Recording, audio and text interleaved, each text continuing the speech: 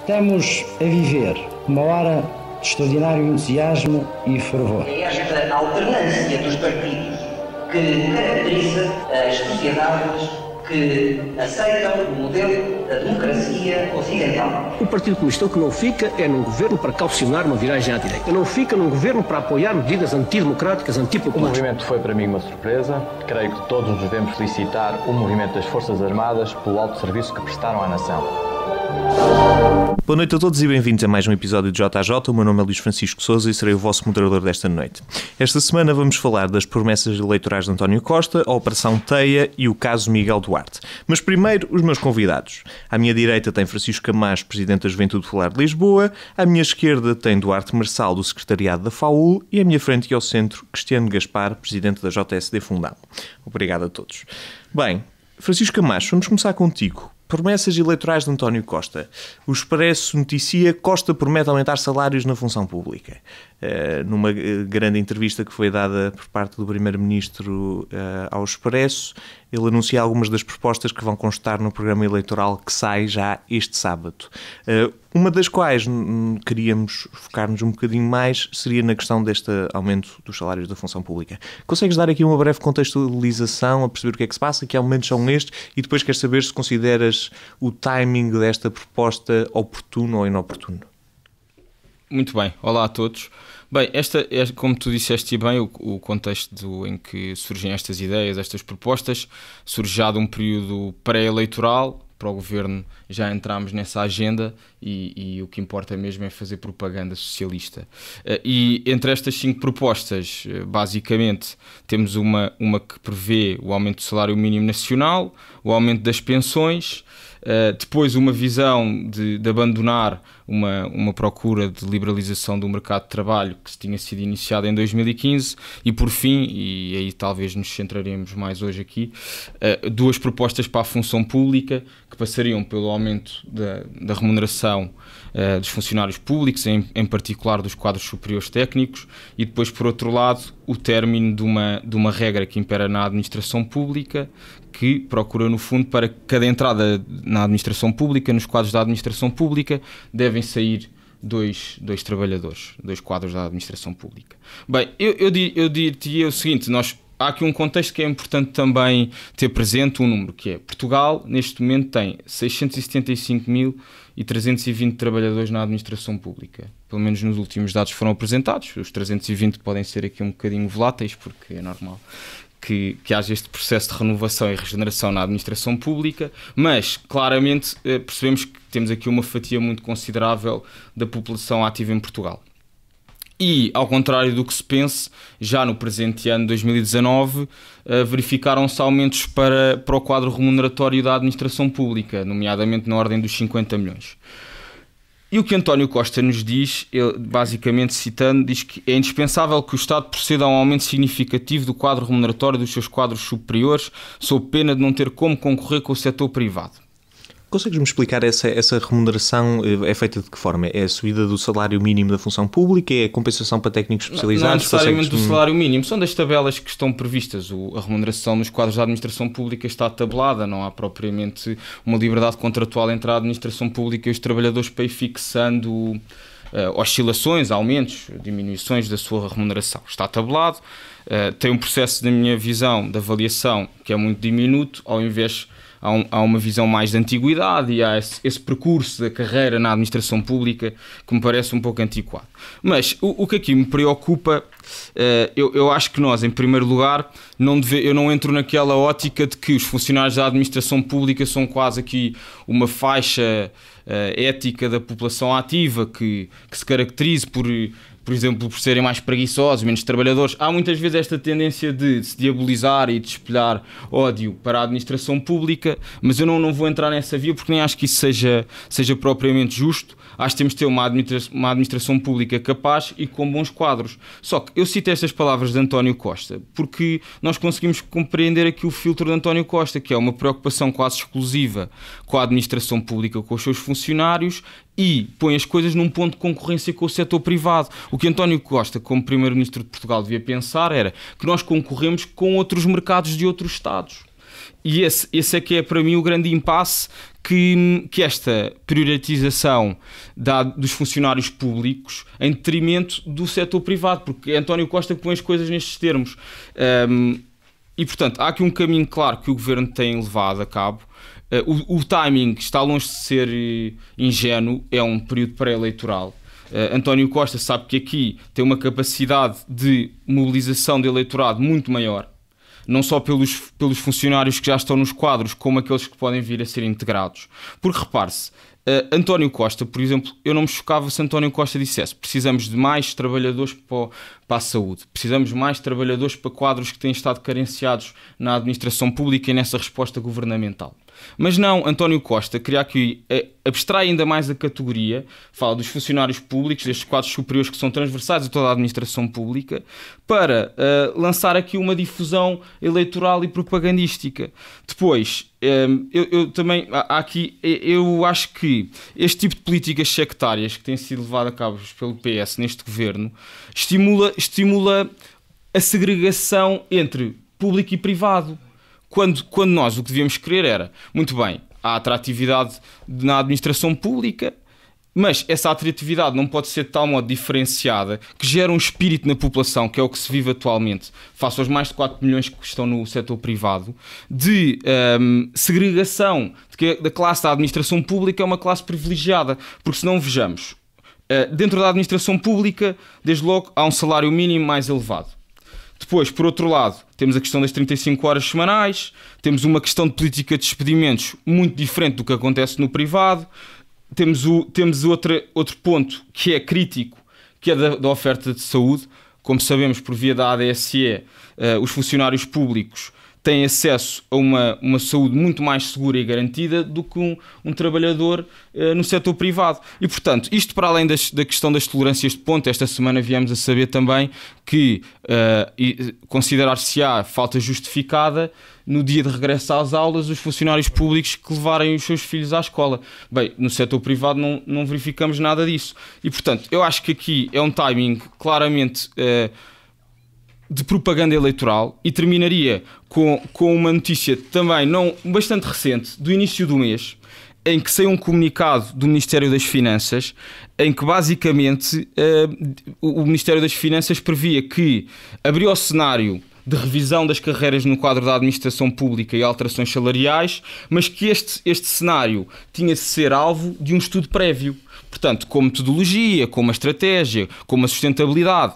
Agora, o Governo, com um golpe de incoerência a ver já as eleições legislativas, opta por um programa que dá a percepção que é para todos, mas só beneficia uns. E, portanto, é aquela ideia de que todos os animais são iguais, mas há uns animais que são mais iguais do que outros. Muito obrigado. Camacho, vamos passar então aqui para o Cristiano. Cristiano, faço a mesma pergunta assim de uma forma muito generalizada. Com que olhos é que tu vês estas propostas que foram apresentadas por António Costa? Com que olhos é que vês o timing no qual elas foram apresentadas?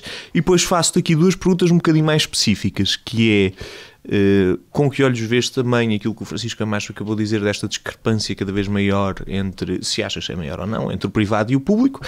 E já agora, deixo-te também aqui uma ligeira provocação. Nestas propostas que foram apresentadas por António Costa, como é que ele se posiciona perante os seus parceiros de esquerda? No último debate quinzenal tivemos uma troca de acusações bastante fortes entre o PS e o Bloco de Esquerda, sendo que a alteração do Lei Base da Saúde não foi aprovada. Portanto, aqui, como é que ele se coloca perante os seus parceiros de coligação, por assim dizer? Boa tarde a todos. Luís, respondendo primeiro às tuas perguntas antes de seguir para a minha intervenção. A primeira é de rápida resposta quanto à discrepância do público e do privado. Discordo do Francisco quando ele diz que o problema está no desnivelamento que existe, ou melhor, no desnível que existe entre o público e o privado. Eu não sou favorável a uma equiparação entre público e privado. Acho que o desnível deve estar ao contrário, ou seja, deve haver uma remuneração superior no privado do que no público, para compensar aquilo que é a maior segurança e o maior conforto que um funcionário público tem relativamente a um funcionário do privado. Depois, relativamente àquilo que é a coligação, é relativamente à coligação, claro, já lá iremos. Depois, relativamente à fragilidade da coligação, eu acho que já seria expectável como nós no início percebemos logo que era uma coligação que não podia ser para durar devido àquilo que eram, não é? Agora já estão mais dirimidas ou mais em consonância as ideias do Partido Socialista e as ideias dos partidos com que se coligou. E agora, com a aproximada das eleições, evidentemente já não é do interesse dos partidos de coligação continuar na onda do governo, para se poder dizer que tudo o que fez de bom ou o que se fez de bom foi feito com o apoio e por proposta do BE ou do PCP, e agora poder-se dizer tudo aquilo que forem legítimas críticas ao governo, começar já a aumentar o tom para também ser não se afugente ao eleitorado que está descontente com esta solução governativa e com este governo. Agora, quanto àquilo que foi esta proposta, a entrevista que António Costa deu, o Francisco já enunciou... Agora, desculpa interromper. Então tu vês que esta subida de salários da função pública é o António Costa a atacar aquilo que é, por norma, o seu eleitorado mais tradicional? Vejo aí um bocadinho a voltar às bases. Está a dizer, a polémica, ou melhor, a vontade do Bloco de Esquerda e do PCP agora de marcar diferença perante o Partido Socialista é para não afugentar o seu eleitorado que eventualmente possa estar descontente com este governo do Partido Socialista. Agora, António Costa está, e dizes bem, a captar também, ou a tentar captar também aquilo que é aquele eleitorado, como o Francisco já frisou e bem, que tradicionalmente é claro que vai votar no partido que a priori lhe oferecer melhores condições.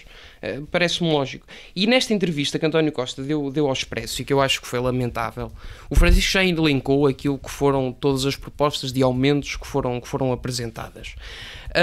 E a verdade é que António Costa, há pouco mais de um mês, ainda não passaram 40 dias, dizia que aprovar na altura a reposição do tempo integral de serviço dos professores que era uma medida financeiramente irresponsável. E armou todo um teatro e todo um escândalo porque era um desequilíbrio fundamental nas contas públicas e não podia alinhar com os financeiramente irresponsáveis do PSD, do CDS, do Bloco de Esquerda e do Partido Comunista. A verdade é que esta medida que foi apresentada na altura tinha um impacto, não em 2019, como já estamos fartos de saber, mas em 2020, de cerca de 175 milhões de euros. Ora, comparando aquilo que foram as propostas de António Costa agora nesta entrevista ao Expresso e pegando naquilo que foi a execução do mesmo tipo de propostas em 2018, e vamos fingir que os valores vão ser os mesmos ou rondar mais ou menos os mesmos valores, embora eu acho que os aumentos vão ser mais acentuados porque as condições económicas também estão mais favoráveis do que estavam há um ano atrás, ou a restrição financeira já não é tão larga, mas daqueles cálculos que podemos fazer, nós estamos a falar, por exemplo, só do aumento do salário mínimo em 180 milhões de euros, que são um aumento de 20 euros por mês a dividir por 750 mil funcionários públicos em 2018. Falamos de mais 140 milhões em pensões, que foi o que custou o aumento em 2018. Falamos mais de 50 milhões em aumentos de função pública, que foi o aumento de 55 euros por mês para 70 mil trabalhadores, que se fez também em 2018. Ou seja, só nestes componentes que as contas podem ser feitas, fora as outras propostas que apresentou, falamos de qualquer coisa como 380 milhões de euros. O dobro do valor que António Costa tinha dito há menos de um mês atrás, ou há pouco mais de um mês atrás, que era financeiramente irresponsável. E agora vem apresentá-lo como promessa eleitoral para 2020. Claro que me deixa confuso e desconfiado. E a justificação, e para concluir a minha exposição sobre este tema, de facto devemos indagar-nos se... Claro que não há diferentes condições financeiras passado um mês para justificar o dobro do valor, mas acho que é o comprovativo de que o PS quer votos e está-se nas tintas para aquilo que são as contas. Caiu a máscara ao Partido Socialista relativamente ao teatrinho que tinha apresentado há um mês passado, porque votou contra o diploma dos professores para se poder balançar numa campanha para as europeias que estava mal. E agora vota a favor e apresenta estas propostas para ir buscar mais eleitorado porque são legislativas a aproximar-se. Não quer saber de mais nada a não ser de votos. E finalizando, deixar só uma mensagem, porque vai um bocadinho na onda, que é: o Partido Socialista tem tão pouca vergonha na cara para fazer este tipo de enganos aos portugueses, que teve a indecência, foi uma coisa que nos chocou durante esta semana, que foi em 2017, quando ardiam pessoas dentro de carros, António Costa manteve-se de férias com a sua família. E este ano, que fez agora 2 anos, em que houve uma missa comemorativa e de homenagem às vítimas, já António Costa e o Partido Socialista se apresentou com toda a pompa e circunstância. Isto é um Partido Socialista que faz muito mal a Portugal e espero que os portugueses abram os olhos. Obrigado, Cristiano. Duarte, vamos passar para ti. Já as perguntas vão cada vez mais, vão acumulando. vamos começar pelos básicos. Com que olhos é que tu vês estas propostas e com que olhos é que tu vês, e gostava que falasses disto, com que olhos é que tu vês a data em que elas são apresentadas? Vejo aqui algumas das acusações que são feitas pela direita. Duas coisas diferentes. O Cristiano levantou aqui uma série de problemáticas que gostava que tu falasses. Gostava também que respondesse esta questão de o fosso entre o privado e o público, e da minha parte gostava só de te questionar uma das coisas que aconteceu na conversa. Ficou uma pergunta por fazer, que depois foi enviada em SMS, julgo, ao Primeiro-Ministro, que era: o programa do PS será de esquerda ou de centro? Ao que a resposta foi: para todos, para todas e todos os portugueses. Isto é um programa mais à esquerda? Isto é um programa mais ao centro? Como é que o PS vai colocar perante os seus ex ou futuros colegas de coligação? Bom, boa noite a todos, Camacho, Cristiano, Luís. Portanto, sobre esta questão da função pública, acho que primeiro tem que ser tomadas algumas considerações e depois vou responder individualmente a cada um dos nossos intervenientes e, por fim, responder às críticas. Em primeiro lugar, nós temos de ter em conta que todo este tipo de promessas constavam no programa do Partido Socialista.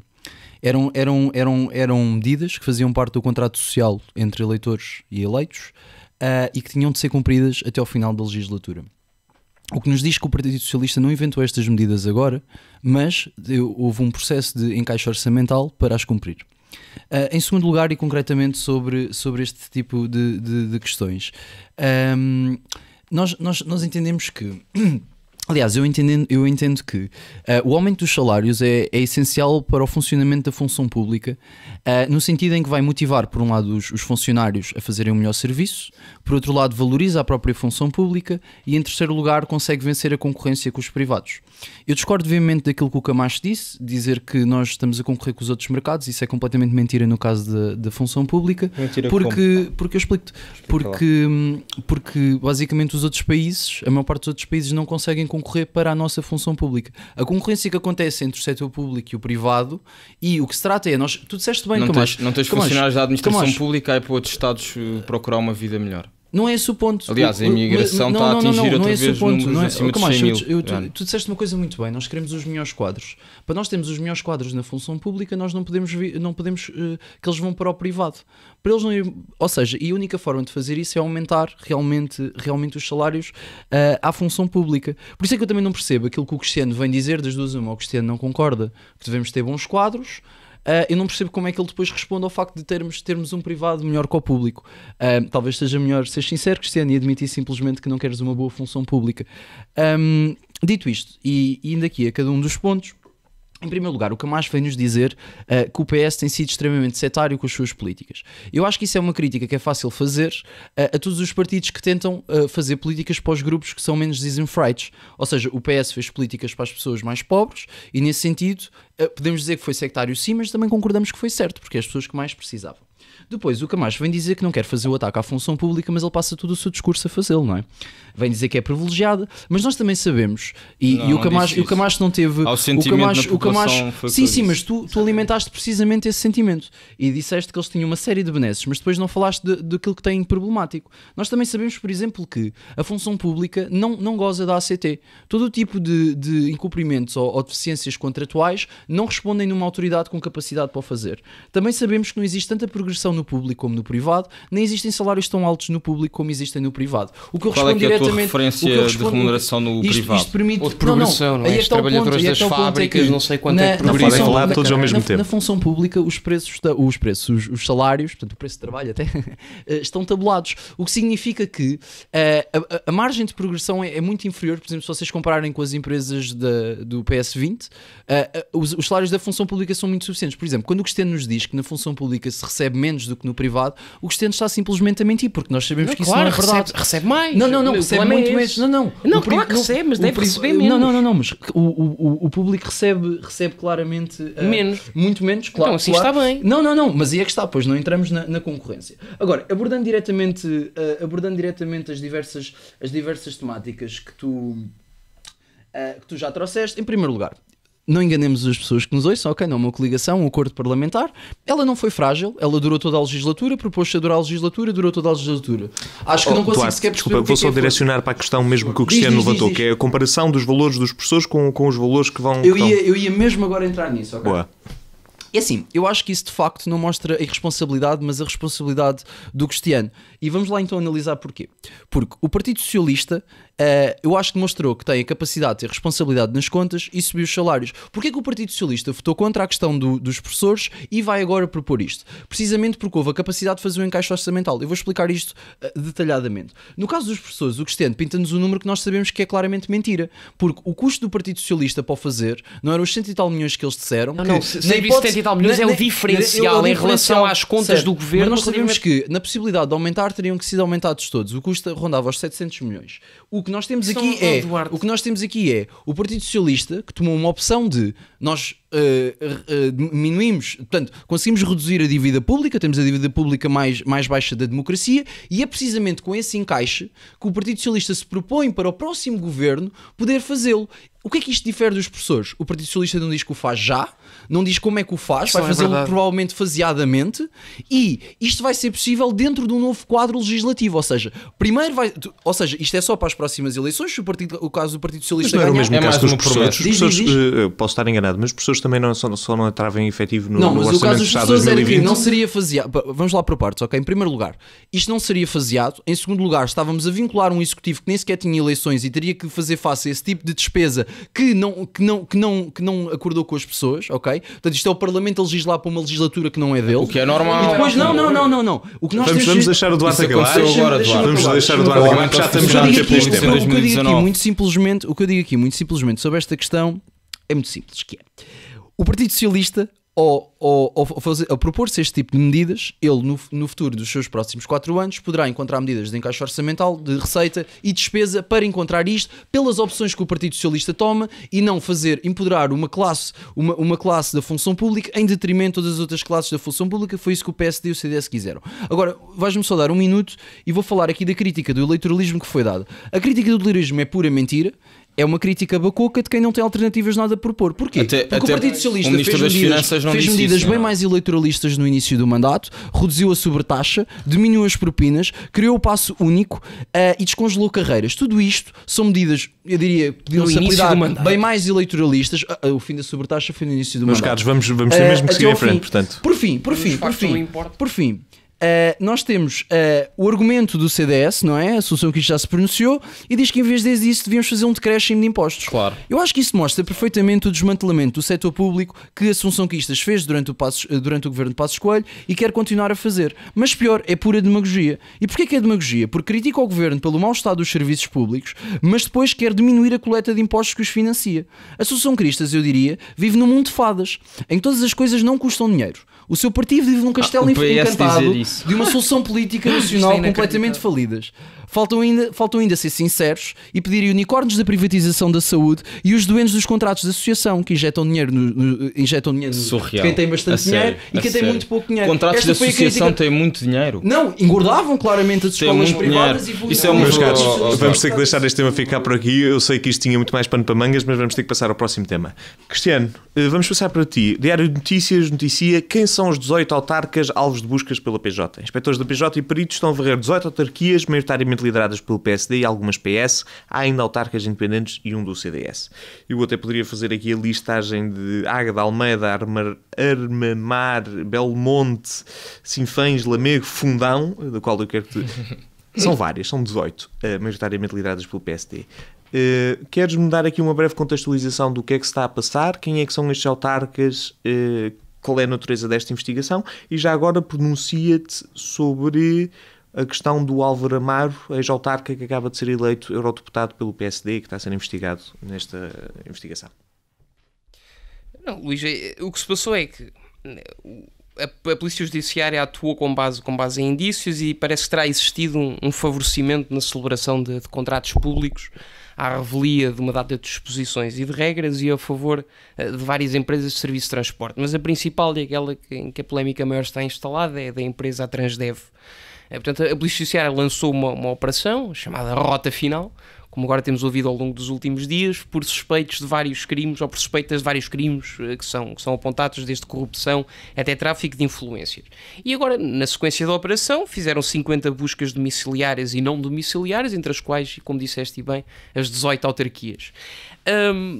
Agora, o que será passado, ou melhor, aquilo que é a acusação, porque temos de falar sempre sem saber se foi verdade ou não, porque só temos de esperar, evidentemente, pelo fim do julgamento, embora podamos tirar as nossas conclusões políticas e já lá irei.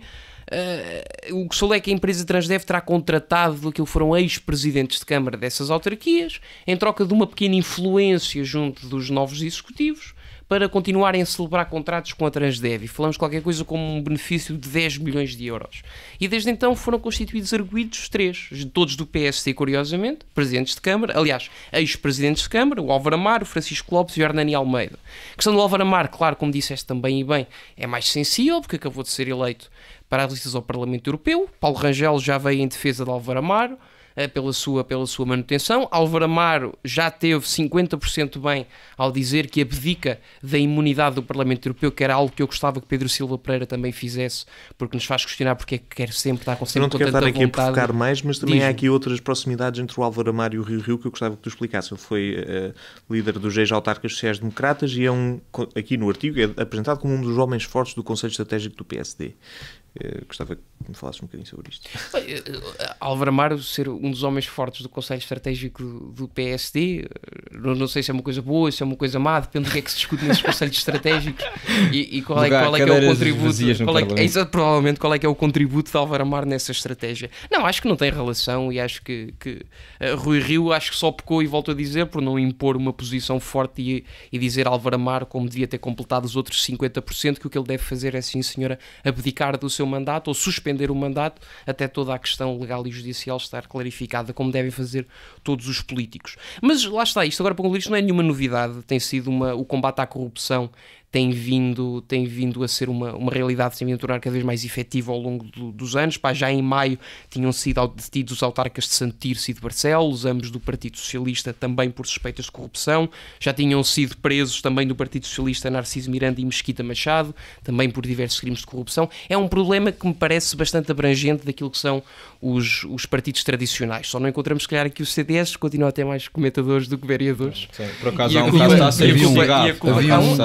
Na Câmara CDS. Uma Câmara CDS. Bem, então, dos poucos, a porcentagem de eficácia é superior. É mais ou menos proporcional. Estava contratadíssimos. 18 municípios.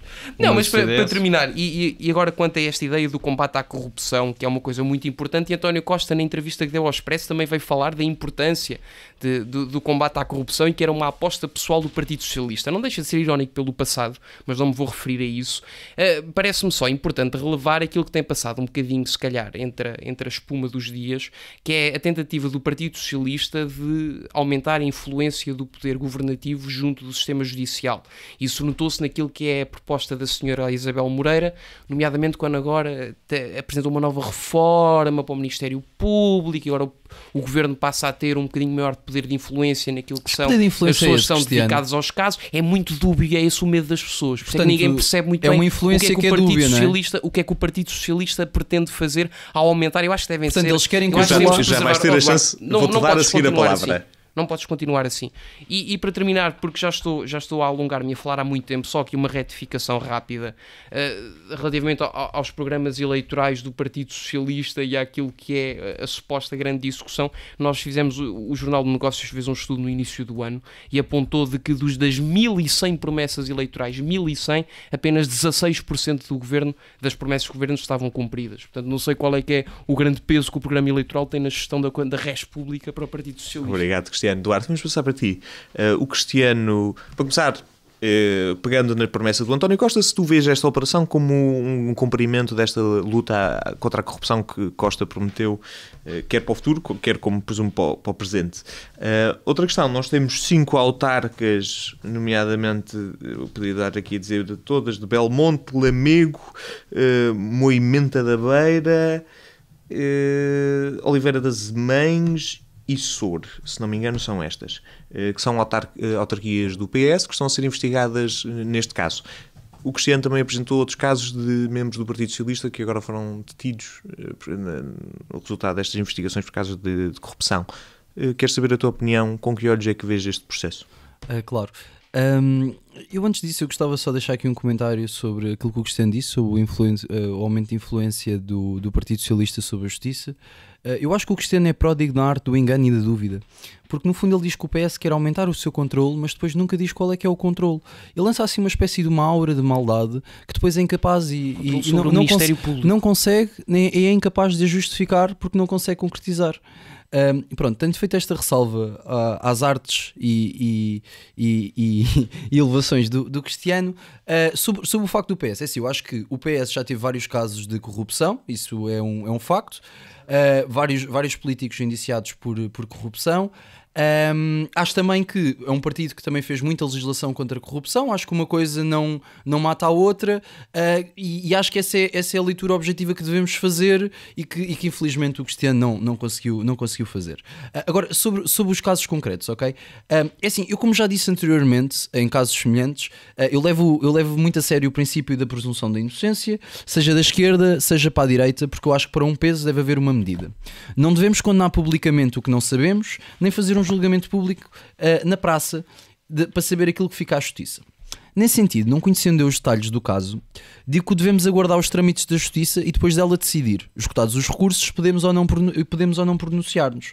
Neste sentido, isto é o que eu tenho a dizer sobre os casos. Vamos esperar que a justiça escolha, e nesse final podemos depois, caso condenados, podemos condená-los com toda a veracidade e brutalidade que merece o censura esse tipo de atos. Mas devo deixar aqui uma nota sobre a questão que me parece muito pouco linear sobre o combate à corrupção. Por um lado, eu acho que o combate à corrupção aumenta a confiança dos cidadãos nas instituições judiciais. Por outro, as megas operações judiciais deterioram a confiança dos cidadãos nas instituições políticas através do aumento da percepção de corrupção, e podem destruir de forma ilegítima a confiança dos cidadãos nas instituições. Sem que... E como é que isto acontece? Acontece quando temos muitas pessoas indiciadas, não temos ninguém condenado, mas existe a percepção que são todos corruptos. O que é que isto acontece? Isso destrói a confiança nos cidadãos e também não nos dá nenhuma certeza que a substituição daqueles que possam vir a ser condenados seja por pessoas mais idóneas. Como no caso se assistiu à Itália na Operação Mãos Limpas, em que se correram uma data de políticos e no final ficaram entregues ao triste cenário que é hoje a Itália. Em jeito de conclusão, eu gostava só de dizer que é decididamente importante estas operações, apesar do seu efeito positivo e negativo, mas acho que o problema da corrupção nunca pode ser resolvido a montante, mas a jusante. Ou seja, não deve ser resolvida com a punição, porque não existem leis perfeitas, existem sempre políticos capazes de as dar a volta. Acho que o grande desafio é precisamente a montante, a jusante, que é convencer as pessoas a não serem corruptas. Esse é que é o desafio, isso é uma questão histórica, é eterna, e acho que esse é que é o desafio. O desafio não é encontrar mecanismos punitivos, eles são importantes, claro, mas nós só conseguimos erradicar a corrupção quando conseguimos incutir a virtude no cidadão e a virtude no político. Ok, obrigado, Duarte. Camacho, vamos passar para ti, para a última questão de fecharmos este tema. Entre estes 18 autarcas que estão a ser investigados, encontra-se um de Oliveira do Bairro, Duarte de Almeida Novo, que é o único nome do CDS que aparece aqui nesta investigação. Não sei se tu te queres pronunciar sobre isto. E já agora deixo aqui uma ligeira provocação, que é com que olhos vês tantos autarcas dos outros dois partidos do Centrão a serem investigados por um caso de corrupção, e como é que o CDS se coloca perante esta questão? Muito bem. Luís, falo sem problema algum. Em primeiro lugar, importa perceber que esta autarquia da parte do CDS é governada pelo CDS desde 2017, pelo Duarte Novo. Não há propriamente ainda muitos factos que nos permitam apurar a que contratos é que se reporta. Sabemos que são 4 contratos que estão a ser investigados por ajuste direto, um deles por serviços regulares, outros 3 para eventos pontuais que se realizaram, e lá está, acho que alguém aqui já o disse, isto sincroniza-se aqui com uma dinâmica de mobilidade, de autocarros, contratação desse serviço. Tens noção dos valores desses contratos? Tenho. Estes 4 contratos, todos agregados, prefazem o valor de 20 mil euros. Um montante inferior a 20 mil euros. Estas contas não sei precisar, mas tenho convicção, isso também é possível de apurar por um portal útil para este tipo de exercícios, que é o Basegov. E, ao invés, temos outras câmaras e outros municípios cujos contratos em análise e investigação atingem 3 milhões de euros, o seu somatório. Agora, não quero com isto dizer que o caso do CDS é um caso sumenos, o caso desta câmara, deste município, de Oliveira do Bairro, por serem 20 mil euros e, noutros casos, ser 3 milhões de euros. A minha visão sobre o tema, face aos factos que temos aqui hoje em cima da mesa, e no caso do município de Oliveira do Bairro, acho que ninguém ainda foi constituído arguido, nem há propriamente figura do suspeito, enfim, não estou por dentro do processo judicial. Agora, parece-me que tudo o que deve ser feito para a investigação correr nos seus melhores termos e de forma mais transparente deve ser concretizado. Não, quer dizer, não te posso dar aqui a dizer, acho que temos aqui alguns factos que podem possibilitar uma censura no sentido deste comportamento ou desta investigação por si que deve ser feita, já poder indiciar aqui alguns comportamentos perigosos por parte das autarquias. Aliás, acho que há uma reflexão mais profunda que devemos fazer aqui à mesa, à nova geração, que é as funções autárquicas muitas vezes estão desprovidas de recursos políticos pouco preparados para o exercício de funções, e muitas vezes até temos aqui situações que não são de corrupção ativa com esse dolo e com essa intenção, mas por uma ótica de desconhecimento. E só mais uma coisa, só um parênteses, estás a dizer, também há muito menos escrutínio claro, da parte das autarquias para o Governo Central. Exatamente. Olha, e entre autarquias também, conforme a dimensão das autarquias.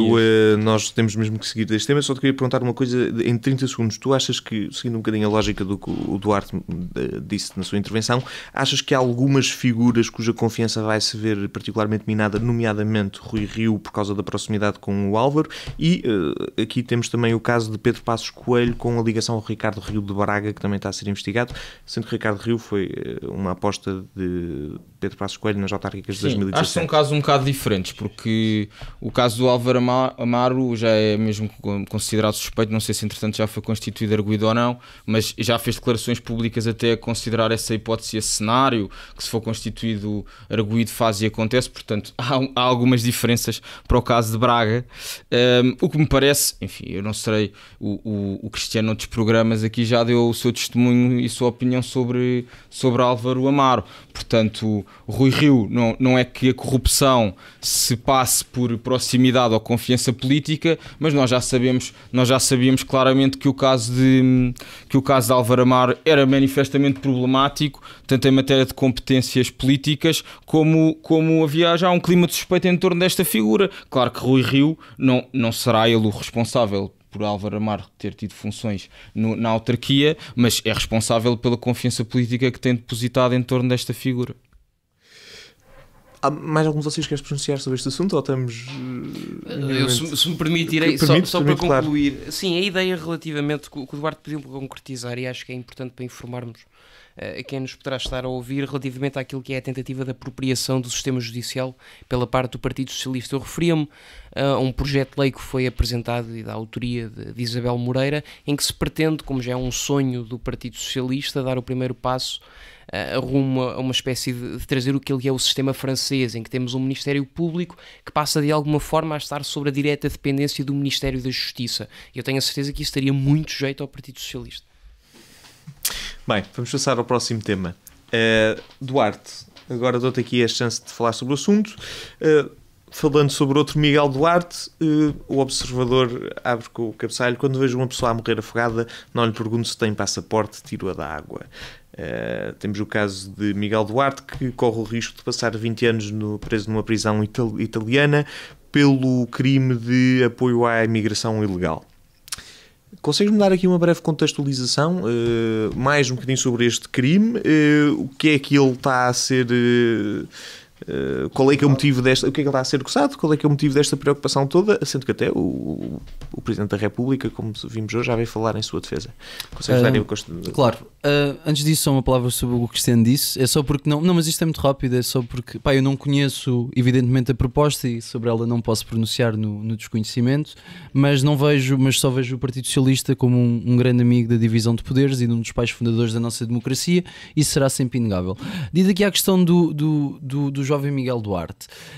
Eu vou fazer aqui um enquadramento do que se passou. É um jovem de 26 anos que ativamente ajudava refugiados a passar o Mediterrâneo. Não ajudava refugiados, ajudava pessoas. Ajudava pessoas, sim, que podem ou não ser refugiados, é facto. Este jovem habilita-se a ser condenado por 20 anos pelo crime de apoiar... Consegues já agora explicar um bocadinho melhor essa distinção que o Cristiano acabou de fazer? Claro. Não sei se todos os nossos ouvintes terão noção do que é o dilema. Pronto, é assim, existe imigração para a Europa e estas pessoas podem ser categorizadas de diversas maneiras. Os refugiados serão aqueles que, por natureza, ou vivem num grande estado de guerra ou são perseguidos por motivos políticos, ideológicos ou de questões de género. Não é? Por exemplo, nós temos muita a imigração síria foi por causa da guerra civil, temos alguma imigração africana que vem das guerras, mas também temos, claro, os migrantes económicos que vêm para a Europa procurar a prosperidade, como os portugueses fazem para ir para a França e para o Luxemburgo. E faziam antes de irmos para a União Europeia. Pronto, então existe neste momento milhares e milhares de pessoas que cruzam todos os dias o Mediterrâneo para chegar à Europa e tentarem ter uma vida melhor, seja por estes dois motivos. Este jovem, portanto, e qual é que é aqui o grande problema? É que a Itália tem neste momento um governo de coligação. É uma coligação populista em que une o Movimento 5 Estrelas, que é um partido populista que eu diria que era de centro, fundada pelo comediante Beppe Grillo, não é? E pela Liga do Norte de Salvini. Grande parte do acordo de governo que foi possível foi limitar as fronteiras italianas, e nesse sentido acabou por ser crime o apoio à imigração ilegal. Pronto. O que é que acontece aqui? Portanto, nós sabemos que este jovem apoiou esta imigração ilegal, sabemos também que existe uma lei que o proíbe, e antes disso, e que o criminaliza, e depois ainda sabemos que a União Europeia, não é? Isto também não se pode pensar fora do caso da União Europeia. A União Europeia tomou uma nova opção quanto aos refugiados. A União Europeia ajustou as suas responsabilidades históricas para países nas suas fronteiras e estados tampões. Lavou a justiça daquilo que poderia ser receber os refugiados pela injeção de dinheiro a governos autoritários, que é o caso da Turquia, onde hoje os refugiados têm muito poucas condições, ou o apoio a governos de estados falhados, como o caso da Líbia, onde hoje se pode comprar um escravo por 50 euros. Agora, como é que podemos analisar esta questão do ato deste jovem de 26 anos? Eu acho que ela pode ser analisada por dois ângulos do direito. Em primeiro lugar, existe, claro, uma lei nacional que pune o ato, existe depois o direito internacional público, que diz, pelo artigo 98 da Convenção do Direito do Mar, a que a Itália está vinculada, que as pessoas podem ajudar outras em caso em caso de necessidade. Sabemos muito bem que um dos princípios estruturais ao direito é o cumprimento para aquilo que os Estados estão vinculados. A Itália encontra-se vinculada a este direito. Nesse sentido, terá evidentemente que o cumprir. Agora, fora esta questão legal, eu acho que isto também tem que ser analisado de uma outra perspectiva. Eu acho que, essencialmente, os atos deste jovem não devem ser punidos por uma razão. Pois, quem afirma que todo o direito é a lei é porque ou não percebe nada de direito, ou acolhe uma escola de pensamento positivista que foi abandonada em toda a Europa por causa das experiências da Alemanha nazi, em que nós definíamos o que era o direito através da lei. Mas nós também sabemos que a lei é o produto de uma estrutura política, não é? A lei não é o direito. A lei pode ser parte do direito, mas existe direito além da lei. O justo e o injusto podem ser contra a lei. A lei que diz que devemos continuar em frente e não fazer nada quando somos colocados perante refugiados e perante a tragédia que tornou o Mediterrâneo uma sepultura coletiva é uma lei injusta. É uma lei contra o direito e é uma lei que nós não temos só o direito de desobedecer, como temos um dever enquanto humanidade. Antes de prosseguir, gostava só de deixar uma coisa. Em Portugal, se alguém passar, se houver um barco a imigração ilegal e uma pessoa não ajudar essa pessoa e essa pessoa vir a morrer, será condenada por homicídio por omissão, porque em Portugal é obrigatório ajudar as pessoas, mesmo que seja, é o dever de auxílio, porque existe um monopólio dos meios de salvamento, portanto a pessoa pode-se afogar, tu vais ajudá-la, senão serás condenado por homicídio. É dentro deste quadro de direito tão elevado a dignidade da pessoa humana que este jovem praticou os seus atos. Dito isto, eu acho que existem imperativos de humanidade que se colocam além das vontades políticas democráticas e além do jogo político-partidário parlamentar. Estes imperativos têm que ser cumpridos sob a pena da humanidade se entregar à desumanidade. Como dizia Thoreau, quando a lei é injusta, o lugar do homem justo é na cadeia. E cabe também aos outros homens justos tirarem-no de lá. Eu pessoalmente saúdo Miguel Duarte e que ele inspire mais espíritos que tenham na sua alma o amor à humanidade a fazer precisamente o mesmo. Acho que a rejeição daquilo que é um ato de humanidade apenas pode ficar nos populistas da Hungria e nos populistas da Itália, ou como no caso do Cristiano, que apoia o Chega Basta e é claramente anti-imigração. Obrigado, Duarte. Francisco Camacho, vamos passar para ti, porque eu gostava de focar o Cristiano para deixar responder no final. Explica-me aqui uma coisa. Há aqui ainda uma questão de natureza aqui um bocadinho jurídica. Não sei se tu queres pronunciar um bocadinho sobre isto, mas que eu próprio ainda estou ligeiramente confuso. O Miguel Duarte está a ser acusado onde? Por quem? Eu já percebemos que ele utiliza o artigo 98 da Convenção do Direito do Mar como a sua justificação, como o Duarte bem o disse, como a sua justificação, como a sua defesa. Mas explica-me um bocadinho mais em detalhe qual é que é o processo jurídico que está em cima da mesa e quero que me expliques quais são as consequências a nível de relações internacionais, sendo que eu por acaso não tenho esta informação agora, mas o nosso Ministro dos Negócios Estrangeiros já se pronunciou sobre este assunto. Já reuniram, já pronunciou, até o Presidente da República. O Presidente da República sabia. Portanto, qual é que é o dilema internacional que está em cima da mesa, o possível dilema internacional? Bem, Luís, deixa-me só fazer aqui uma nota prévia de um pequeno comentário para estarmos todos no mesmo ponto de situação, que é, ao contrário do que o Duarte percebeu e acabou por verbalizar, eu compreendi que esta atividade do Miguel Duarte não era exatamente, a sua finalidade não era ajudar migrantes a passarem o Mediterrâneo, era sim socorrer migrantes que numa situação de... Pronto, mas acho que começaste a intervenção assim, era só para clarificar. E outro aspecto que é importante atender é esta questão do auxílio à imigração ilegal não é um exclusivo de jurisdições como a italiana, não é? Portugal tem previsto no seu ordenamento este crime, pese embora há aqui, por exemplo, há uma diferença grande, neste caso do Miguel Duarte, embora não conheça a lei italiana. Acho que seria uma causa de exclusão de ilicitude o facto de haver uma vida humana envolvida. Mas o crime de auxílio à imigração ilegal está previsto. Não seria punido, não é? Certo. Mas há essa análise jurídica.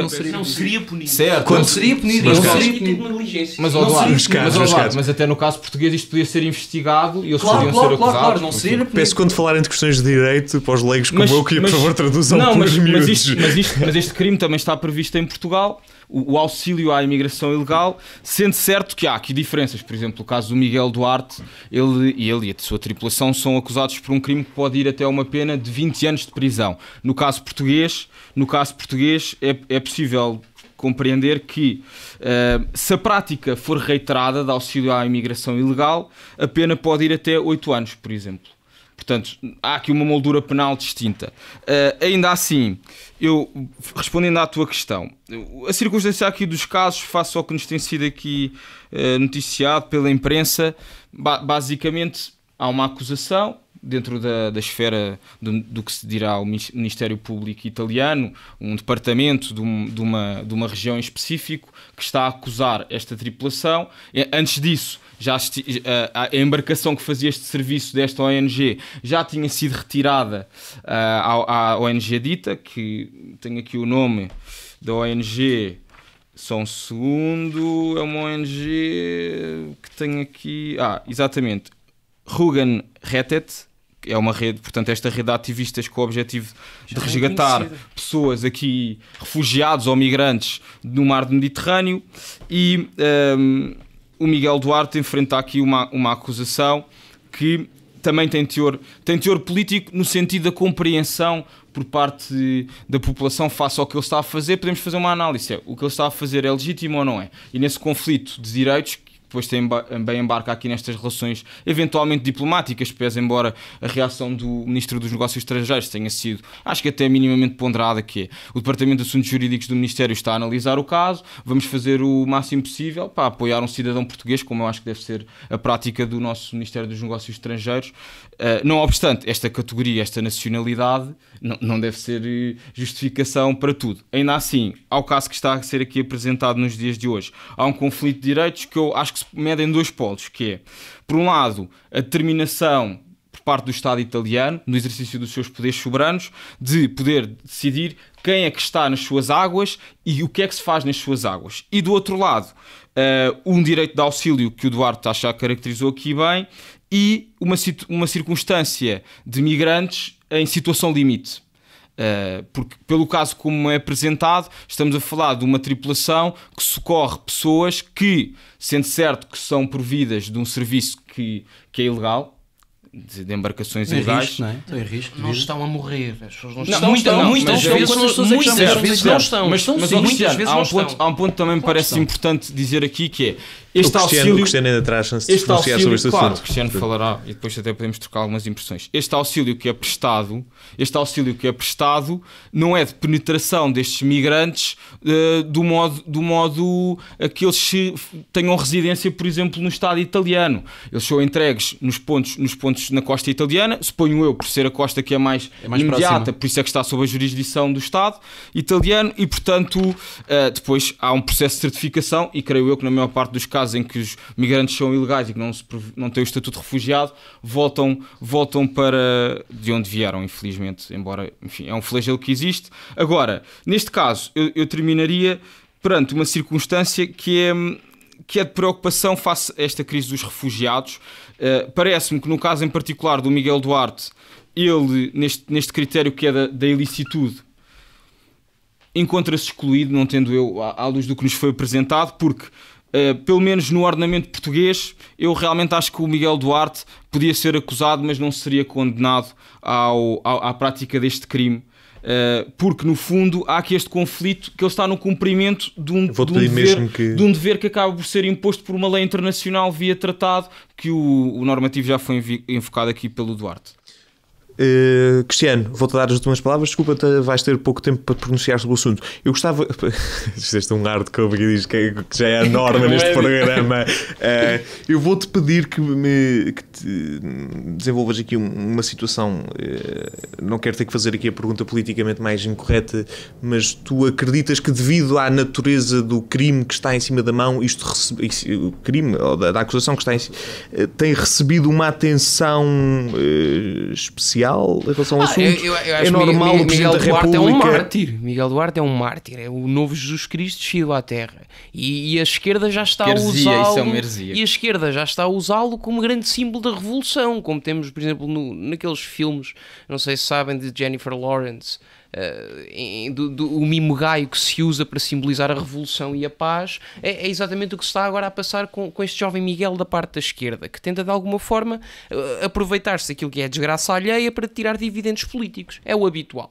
E vou passar a explicar, porque o que sabemos é que Miguel Achas Duarte... que a mesma acusação pode ser feita ao Presidente da República por ser pronunciado da forma... Claro que sim, Marcelo Rebelo de Sousa, claro que é óbvio que é correto, e os portugueses fazem olhinhos a quem estiver agora do lado do jovem Miguel sem analisar os casos. Portanto, não vais interromper porque eu também não te interrompi. E vou terminar por falar. Miguel Duarte está a enfrentar, e segundo aquilo que tem vindo a ser espalhado pela esquerda e com a ajuda da direita Haddad, que é também o CDS agora, Cristiano, relativamente àquilo que é tipo a possibilidade do Miguel Duarte poder vir a passar 20 anos numa prisão italiana. Mas isto é sensacionalista, porque nós sabemos que a moldura penal também tem um mínimo, não tem só um máximo. Portanto, se na comunicação social só se fala de 20 anos, é precisamente para causar maior impacto mediático. E agora, para refutar esta ideia, que é uma ideia que eu já tenho visto a circular nas redes sociais e que o Francisco, não sei se não teve a coragem de não desmentir, que é o facto disto não se dever de todo ao facto de estar em vigor ou de estar a governar um temível governo de extrema-direita. Porque a verdade é que o crime pelo qual está a ser o jovem acusado já vigorava face à anterior solução governativa em Itália. E para além disso, como o Francisco frisou e bem, o nosso próprio ordenamento jurídico em Portugal tem também o mesmíssimo crime previsto e até distingue, lá está, como o Código Penal italiano também distingue, para se foi da parte de uma associação ou se foi a título individual, se recebeu dinheiro ou se não recebeu dinheiro. Esse é o tipo de coisas que faz faz diferença para averiguar quanto tempo de prisão a pessoa levará, evidentemente. Em Portugal não levará prisão. Estamos aqui, tanto a direita, a Haddad, como o Partido Socialista, estão aqui a tentar fazer o trabalho dos tribunais. Isto é a esquerda PT fake news. Estão aqui a fazer a direita, a Haddad e o Partido Socialista estão aqui a tentar... Deixa-me terminar, Desculpa, não te admito. É inacreditável. Eu nunca consigo terminar. E a verdade é que se recusam a ver e agora interrompeste-me e já não sei um dia. Eu não consigo estar descansado a fazer o meu discurso, toda a gente me intervém. Mas a verdade é que, logo quando estamos a falar de 20 anos, é puro sensacionalismo. E a verdade é que estamos aqui, era isto que eu queria dizer, tanto o Partido Socialista como a direita, a Haddad, estão a apresentar e a fazer o papel de tribunais, quando o jovem vai evidentemente ter todo o direito de se defender em tribunal e alegar todas as leis que acha que deve alegar em seu favor. Porque a verdade é, temos um crime. Se há um crime, então quem cometeu o crime tem de ser investigado. E tem de ser julgado em tribunal. Mas há um juízo sobre se deve ou não ser crime. É assim que manda ao cumprimento da lei. E eu quero só prestar atenção ao perigo, que é o tipo de frase, porque aqui se vê o amor que o PS tem ao combate à corrupção. Quando o Duarte nos diz qualquer coisa como a lei não é direito, pode ser parte. Não, ou seja, toda a lei não é direito, Cristiano. Toda a lei não é direito. Se alguém achar que é mais moral o cumprimento da lei do que o não cumprimento, então a pessoa deve infringir a lei.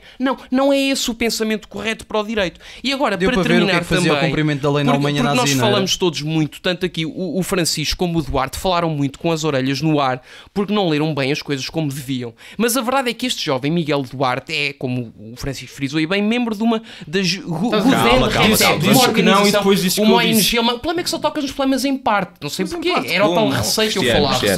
Mas a verdade é que temos aqui uma ONG alemã que já em 2017 o problema que havia era que pegava nas embarcações que traziam imigrantes ilegais, pegava nas pessoas como se fossem mercadoria, que neste caso era a vida humana, depois devolvia as embarcações às entidades que prestavam ou que praticavam os crimes de imigração ilegal. E a verdade é que quando o governo italiano se apercebeu, tentou aprovar com a Comissão Europeia um código de conduta em que era suposto comprometer-se o governo italiano, a Comissão Europeia e as organizações. E o que é que se previa nesse código de conduta? Que as organizações permitissem que a polícia pudesse subir a bordo das embarcações.